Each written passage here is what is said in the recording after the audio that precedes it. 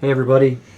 Right now it's just me, Grozz, but the daughter is on her way. Hello. Don't mind our messy table if you can see it. Anything else? We are here to talk to you today about Agnes Grey by Bronte. Maybe Charlotte. Maybe Charlotte Bronte, yes. We're here to talk about this book. We'll give our thoughts and what we thought about it and blah, blah, blah, blah, blah. And at the end, we'll maybe get into the conspiracy part of it that we're having fun with. So why don't you kick us off? Okay, this story didn't need romance in it at all. Like, the romance just made it muddy and stuff. Like, yeah. Yeah, I mean, it was a decent story. I mean, it wasn't as good as Jane Eyre. You know, it wasn't as exciting as that. But it's not exactly a boring book either. I can see why people would think it was. I can. But, I mean, it's just kind of like... This book is only, like, with the notes at the end, it's 168 pages. And for like 150 pages, there's no romance. None. Not with our main character. There's the other characters, some of the other characters get married and blah, blah, blah. Because getting married is all these books are about. But Agnes, our title character, has she doesn't even like recognize that you know, oh yeah, they're men, they're gentlemen, but you know, it's not really for me yet. Until maybe the last 20 or 30 pages of the book. Yeah. And then all of a sudden she's just, this guy or this man is incredibly interested in her, and she's incredibly interested in him, and it comes out of nowhere. And it adds just about nothing to the book. Barf. And seriously, obviously if you're watching this, you're going to get some spoilers. And it seriously ends with them getting married. Mm-hmm. And it's like, it just comes out of nowhere. There's been no indication. I mean, is this how romances happened in the 1800s or whenever this is? I mean, there's no growth period. It's like, okay, hey, you know, you kind of get the things in my brain moving. Hey, you kind of get the things in my brain moving. Let's get married and we'll figure out afterwards if we're compatible when we can't do anything about it. I mean, it just... Bleh. Now that's the romance part. What's kind of neat to me is this book kind of... Because see, Agnes leaves home and goes and becomes a governess for just an awful family. So it kind of made me feel like you could combine this with Jane Eyre a little bit. Because Jane leaves home, right, and goes and does her own thing. But Agnes then moves in to Jane's family's house and becomes a governess for those three hellions. Mm-hmm. I mean, that's kind of, you know, and then she kind of figures it out and goes and she becomes a governess for, like, for teenagers, and then she becomes a school teacher, and, Yeah, Agnes should not have been a governess. She was not patient enough with, not the first family. The first family was evil. But she was not patient enough with the kids that after the first family. It was like, oh, that one's crying. That's really annoying. Don't be a governess then. Yeah, she wasn't... This book, it just kind of shows that Agnes Grey has no... there's not enough... It's too short. I know.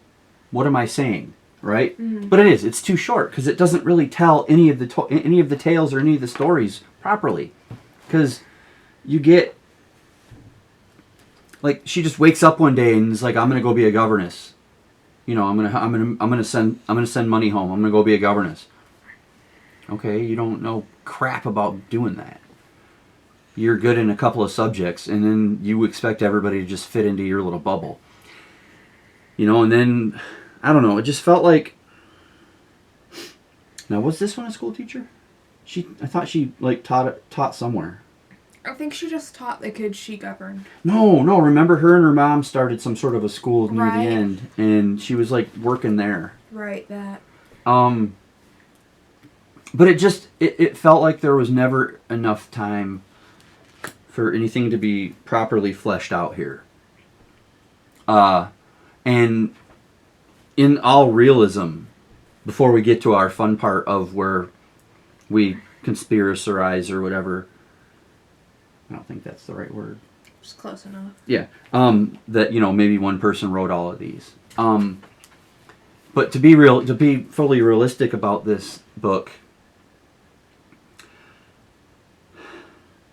I feel that Anne, and I haven't read her next book yet. Neither one of us have. I think Tenement of Wild Hall or something. I don't know. We're getting to another Anne Bronte book. But considering this is her first, I feel that she did not quite know how to write a full story. This should have been a very early first draft where she then worked on it and expanded it and got some advice from her sister who wrote a killer book in Jane Eyre. So I honestly do feel Jane Eyre was Charlotte, right? Yeah, Charlotte. Yeah. So I do feel that the only reason that this actually got published as is because she was the sister of a wildly successful author who had the hit of probably the decade, or at that time the century, because Jane Eyre was the first of its kind. And they're like, oh, another Bronte book? Published. Let's give her a contract. And then they were like, oh, well, we're obligated to publish this now. So that's how I feel about Agnes Grey. I think there's a really good story here, but it just needs maybe 100 more pages. I don't think it should be as long as Jane Eyre. And yes, we're comparing them, even though they're completely different animals, because it's our Bronte project. It's our wish.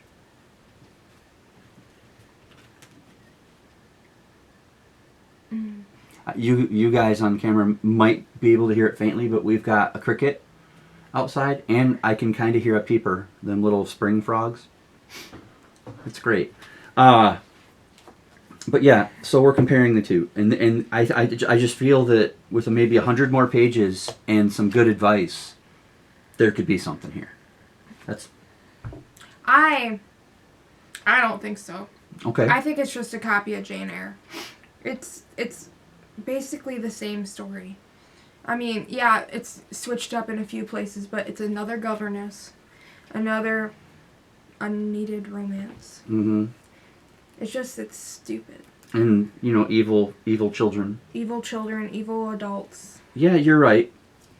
So, what? All the evil. So that's our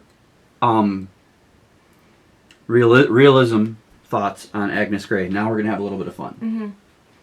Obviously, this book was written by the same person that wrote Jane Eyre, which we believe is Branwell. Well, it's either Branwell, the brother, or Charlotte wrote everything. Because this is like an addendum to Jane Eyre. Like we said, Jane leaves, Agnes comes in to Jane's family, and then it's that governess's story. So this is like a story within the other one. That's what I feel. Yeah, that seems about right. And it's written kind of in the tone of the second person that in Jane Eyre. Because remember, right around page 200 to 227, it kind of flipped, and it was somebody that was a little less talented. Mm-hmm. So that's my thought. What do you think? Yeah, it's definitely written like that weird part in Jane Eyre. And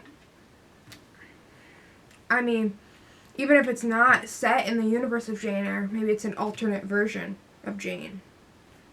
Maybe Agnes and Jane are the same person. I don't think that. I do. Okay.